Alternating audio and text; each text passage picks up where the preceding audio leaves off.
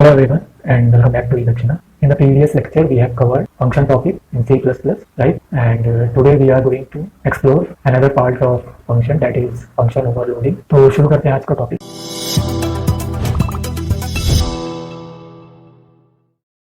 So previous lecture में हम लोगों ने फंक्शन टॉपिक कवर किया था, राइट? और वहाँ पे हम लोगों ने नॉर्मल फंक्शन किस तरह से क्रिएट करते हैं वो देखा था, जिसका रिटर्न टाइप वॉइड था, विच मीन्स कि वो हमें कुछ वैल्यू रिटर्न नहीं कर रहा था. बट समटाइम्स हमें ऐसे फंक्शंस क्रिएट करने होते हैं जो हमें कुछ वैल्यू रिटर्न करें. ओके, उसके लिए हम लोग फंक्शन को कुछ इनपुट प्रोवाइड करते हैं एंड उसके अकॉर्डिंग हमें फंक्शन आउटपुट प्रोवाइड करता है. सो जो हम लोग इनपुट प्रोवाइड करते हैं उन्हें हम क्या कहते हैं? पैरामीटर बोलते हैं. ओके, सो आज हम लोग वो देखेंगे. देन फंक्शन ओवरलोडिंग क्या होती है वो कंप्लीट करेंगे. So let us now write a code for function with parameter. So एक फाइल क्रिएट कर लेते हैं हम लोग, parameter function dot C++. Okay,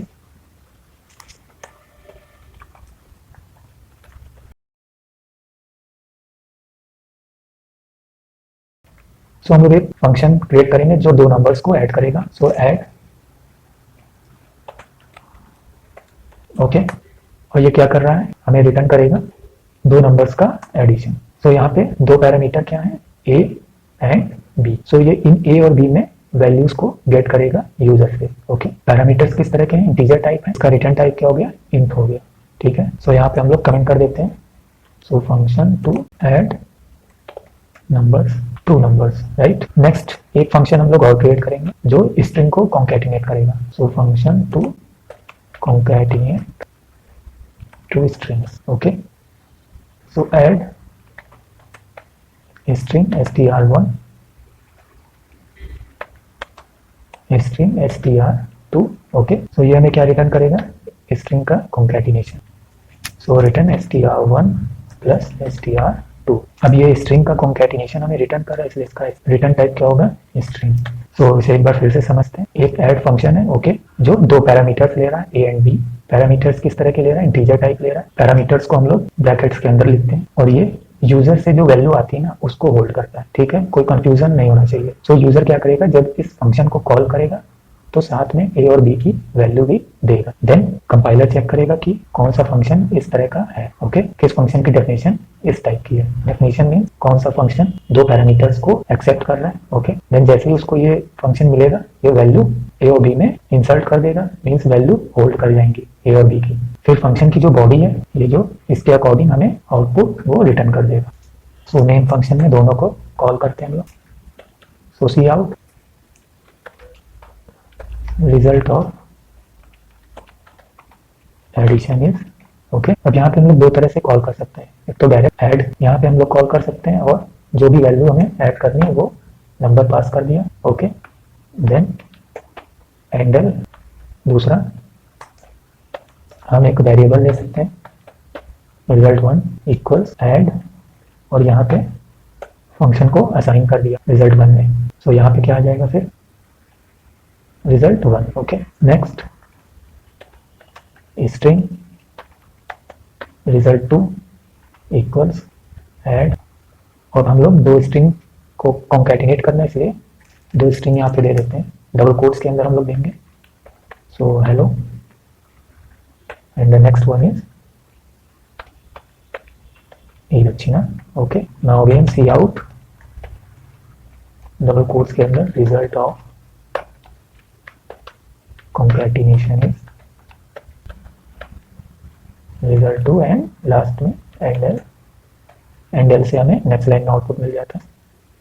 then last में return 0. Okay, so this is the program function with parameters. कुछ नहीं किया, दो फंक्शन लिए. नाउ सी यहाँ पे हम लोगों ने फंक्शन ओवरलोडिंग का यूज किया. सो उसे भी समझ लेते हैं.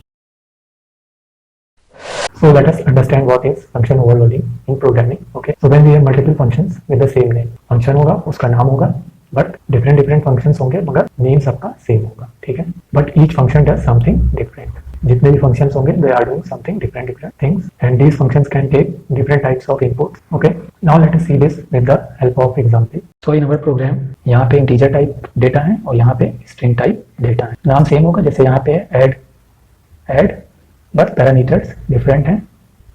यहाँ पे इंटीजर टाइप पैरामीटर है, यहाँ पे स्ट्रिंग टाइप पैरामीटर है. Okay, and one more important thing in function overloading is data type same हो सकता है but number of parameters different होंगे। सो यहाँ पे अगर हम लोग add int A, int B,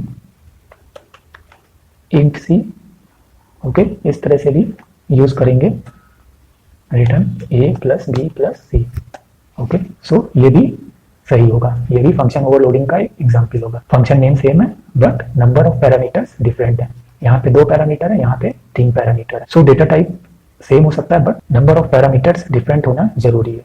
ठीक है, सो ये फंक्शन ओवरलोडिंग हो गया। इसकी इंपॉर्टेंस क्या है? एक तो कोड फ्लेक्सिबिलिटी हो जाती है। पहली चीज कोड फ्लेक्सिबिलिटी मीन्स सपोज आप ऐड करना चाहते हो 2 नंबर्स को, देन ये वाला फंक्शन कॉल हो जाएगा। आप 3 नंबर्स को ऐड करना चाहते हो तो सेम फंक्शन आपके पास है, आपके 3 नंबर्स यहाँ पे ऐड हो जाएंगे, राइट। आप कॉन्कैटिनेट करना चाहते हो स्ट्रिंग को, देन सेम फंक्शन आपको स्ट्रिंग कॉन्कैटिनेट करके दे देगा। सो ये फ्लेक्सिबिलिटी होगी कोड की, रीयूज कर सकते हो कोड को आप। And most important thing, polymorphism में इसका यूज होता है इन ऊप्स कॉन्सेप्ट, जब हम लोग और फर्दर आगे पढ़ेंगे देन इसको कवर करेंगे। सो अभी के लिए आप बस इतना समझो कि पैरामीटर फंक्शंस में क्या होता है एंड फंक्शन ओवरलोडिंग क्या होता है। ओके, बस फंक्शंस के नेम सेम रहते हैं, पैरामीटर्स ओवरलोड करते जाते हैं, मींस बढ़ाते जाते हैं हम लोग। So this is function overloading. Okay, so let us add one more C out statement, क्योंकि हम लोगों ने एक और ऐड फंक्शन को इंक्लूड किया जिसमें 3 पैरामीटर है, इंटीजर डेटा टाइप है, ओके, ABC। सो इसी को हम लोग कॉपी पेस्ट कर लेते हैं लाइन नंबर 18 को। So this is addition of 2 number, okay, and this is addition of 3 number, okay. और यहाँ पे रिजल्ट 2 कर लेते हैं और इसको रिजल्ट 3 कर देते हैं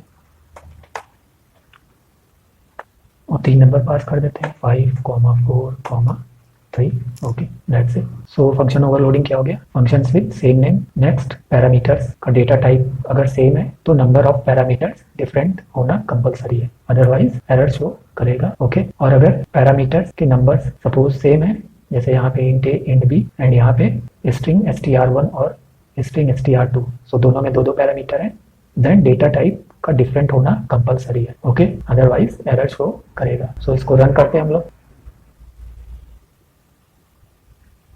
So here is the output, result of addition of 2 number is 8, okay, then result of addition of 3 numbers is 12 and result of concatenation is hello e Dakshina। So हम लोग एक बार एरर देखते हैं क्या आती है अगर हम लोग,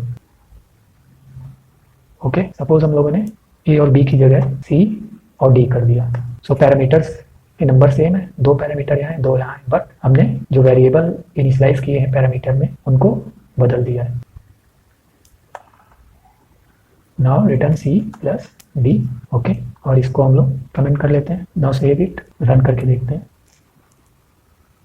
सी अब हम लोगों को एरर शो कर रहा है लाइन नंबर 8 पे, redefinition of add function, okay. Line number 5 पे भी कह रहा है कि प्रीवियसली डिफाइंड हियर, हम लोगों ने इसे यहाँ पे डिफाइन कर रखा है। अगेन लाइन नंबर 8 पे हम लोगों ने इसे डिफाइन किया बट पैरामीटर्स के नेम हमने चेंज किए थे बस, but number of parameters same थे, राइट। सो इसने क्या किया? एरर शो कर दिया। देयरफॉर फंक्शन ओवरलोडिंग में अगर हमारे डेटा टाइप सेम है तो नंबर ऑफ पैरामीटर डिफरेंट होना कंपलसरी है। Okay, so this is function overloading. I hope topic आप लोगों को समझ में आया होगा। कोई डाउट्स अगर आपके होंगे तो प्लीज कमेंट बॉक्स में पुट अप करिए and please subscribe the channel. So मिलते हैं नेक्स्ट ट्यूटोरियल में। Till then take care, good bye and thank you.